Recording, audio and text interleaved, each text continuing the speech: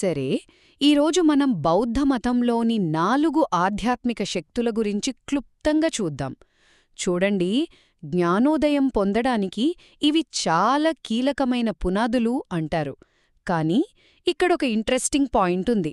ఈ బోధనల ప్రకారం ఈ నాలుగింటిలో ఒక్కదాన్నే పూర్తిగా అలవర్చుకున్నా చాలు, విముక్తి దొరుకుతుందట. సరే, మొదటిది, అసలా 4 శక్తులేంటి? 1 కోరిక, అంటే చందా, ఏదైనా చెయ్యాలని ఒక బలమైన సంకల్పమన్మాట. ఇక రెండవది పట్టుదల, అంటే విరియ, ఇది అలుపు లేకుండా కంటిన్యూస్గా చేసే కృషి. మూడవది చైతన్యం, అదే చిత్త, అంటే మీ గోల్ మీద మనసుని పూర్తిగా కేంద్రీకరించడం.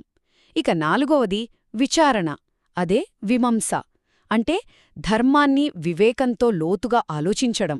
ఇక రెండో పాయింట్, ఇవి ఆచరణలో ఎంత పవర్ఫుల్ అని చెప్పడానికి ఒక మంచి ఉదాహరణ ఉంది. కోరిక అనే శక్తికి రట్టపాల భిక్షువు కథే బెస్ట్ ఎగ్జాంపుల్.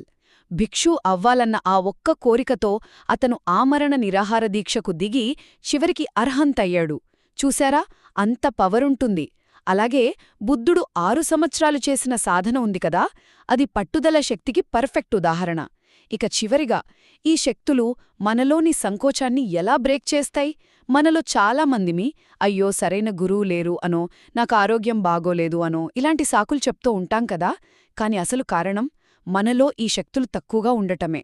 ముఖ్యంగా ఆ విచారణ అనే శక్తి ఉంది చూడండి, అది సంసారంలో ఉన్న దుఃఖమేంటో మనకు క్లియర్గా చూపిస్తుంది. అప్పుడు మనమే విముక్తి మార్గంలో ముందుకు వెళ్తాం. సో ఫైనల్గా చెప్పాలంటే, ఈ 4 శక్తులలో ఏ ఒక్కటి బలంగా ఉన్నా సరే, అది మనల్ని నేరుగా జ్ఞానోదయానికి తీసుకువెళ్తుంది.